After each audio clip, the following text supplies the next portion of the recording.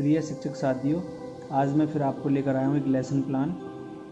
सबसे पहले से इसमें एक टेबल बनाएंगे जिसमें डेट, क्लास, टाइम और सब्जेक्ट होगा।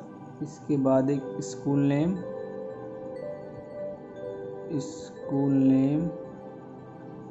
ठीक इस कॉलम में आ जाएगा। Topic use of this and that, previous knowledge, learning outcome में आएगा the students can frame simple sentences, specific aim to enable the students to use the words this and that, TLM some classroom objects and pictures। उसके बाद introduction में in the starting of teaching, teachers activity और students activity, showing the objects, what is this, हम object दिखाएंगे, बच्चों से पूछेंगे what is the difference between this and that. ठीक, ये स्टूडेंट्स एक्टिविटीज हैं।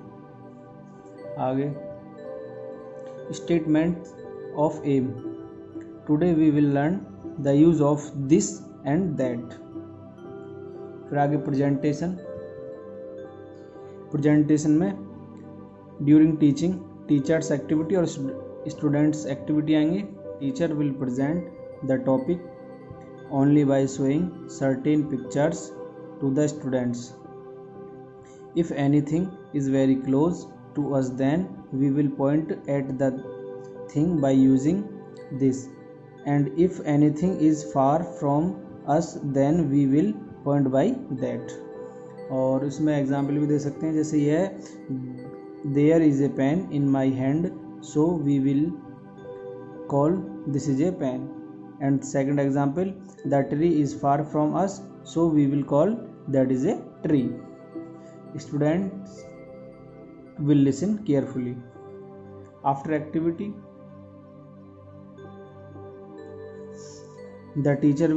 the student will frame some sentences।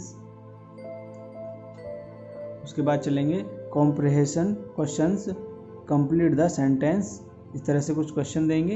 एक पहला ये है is a pen, second is a car, तो उसमें बताना है बच्चों को इसमें क्या आएगा। Some works, fill in the sentences using this and that. तो इसमें कुल मिला के 4 हैं, is a dog, is a tree, is a boy, is a fan. Thank you for watching.